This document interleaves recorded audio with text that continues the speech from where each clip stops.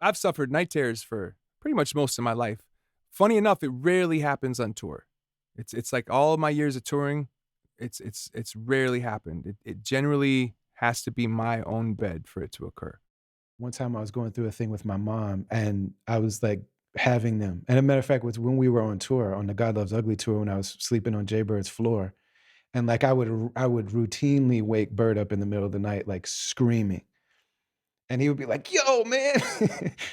And then me and Aunt made a song about it called Sleepwalker. And the song says, "Somebody tell my mother that I died." It's like the chorus of the song. I remember that. So like we came home from that tour and found out that my mom had like stage 5 cancer. But we made the song already. And so then she died.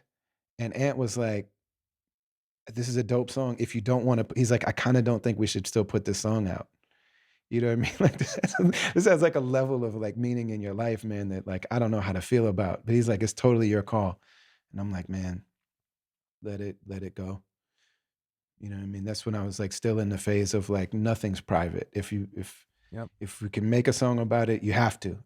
There was a time when I was like, any major theme in my life, there's got to be at least one song about it Yeah. at some point, and it doesn't matter how messy it feels or how like it's got to go out. Do you still feel that way?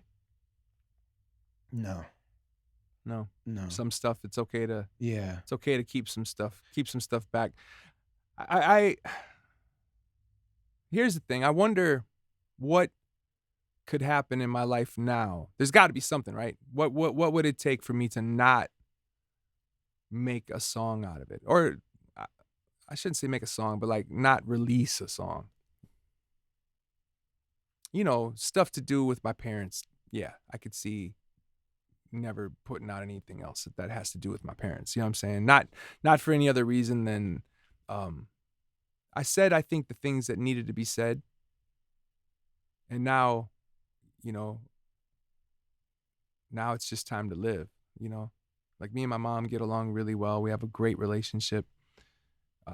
There's nothing else that I really want to like say about my father. There is something to maybe saying how much I did disappoint myself by hurting his feelings through mm, my music, because he was still alive when I said some of the stuff I said on record. yeah. And I didn't find out that it hurt his feelings till after he passed. One of his friends came and was like, "Hey, this song right here fucked him up," and I was just like, whoa. And so that I could see maybe presenting the idea of that as a writer, not so much making it about my father, but just about like the butterfly wings that happen when you write a song, how it can reverberate, how it can hurt people. You know what I'm saying? Like the things that you don't see.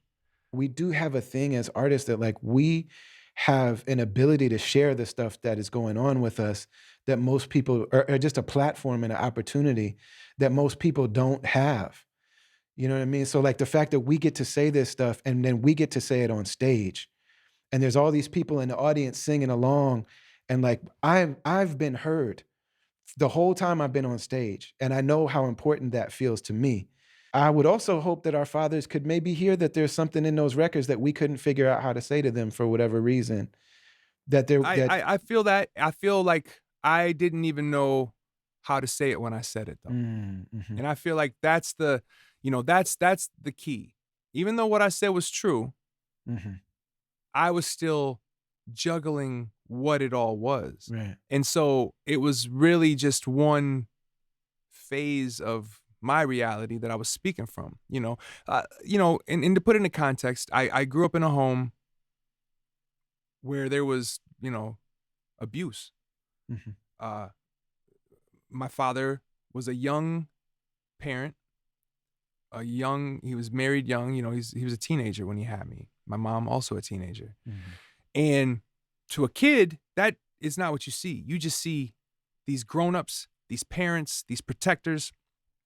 And so it wasn't until after he passed away that I actually really had to confront, okay, what are we talking about here? mhm. And that's when I go, my guy was 17, 18 years old. You know what I'm saying? It's like this is not a whole person. This was a person who had a lot less of the tools that you kind of need in order to build a solid home. Mhm. You know, my parents they were kids, you know what I'm saying? And so now that I've been able to reflect on that, it really eased a lot of the edge off of a lot of the things I was angry with him about because I look at it and go, well, I'm comparing him like let's say when I wrote Little Man, Yeah. uh Is that the song that probably he heard? 2000 that's the song that hurt him. Yes. Okay. Um Yeah. 2004 I probably wrote that. So I was 32 years old when I wrote that. You know, talking about a 22-year-old Mhm. father. You know what I'm saying? Talking about a father, you know what I'm saying? Talking about by 22 he had 2 kids already. Yeah. You know what I'm saying? And so it's like he was on his way to his 3rd kid, you know? And here I am at 32. I saw my struggle.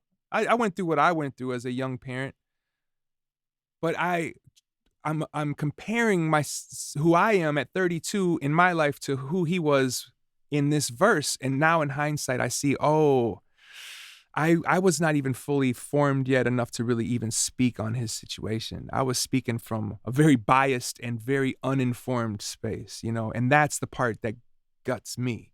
That's the part that I look at and go, okay, never again am I going to put anybody in that kind of position. The only person I'm allowed to hurt with my pen is myself.